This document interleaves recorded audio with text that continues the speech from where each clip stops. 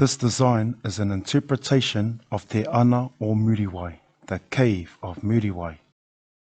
Her father Irakiwa gifted the cave so Muriwai could live in isolation from the immediate iwi because of her tohuna status.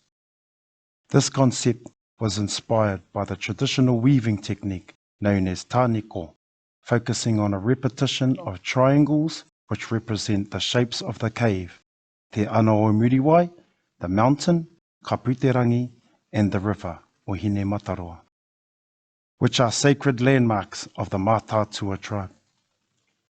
The red triangles represent the Pūhutakawa bloom growing upon the cliff peaks above the cave, bonding together the rocky peaks of ka Puterangi. The black triangle represents the cave, and the yellow and red triangles represent fire, bringing light to the darkness. The blue row of arrows symbolizes the incoming tide of o Hine Mataroa, which cut off access to the cave, isolating Muriwai from the immediate tribe. The huia is an extinct species known to have had a unique and distinctive call.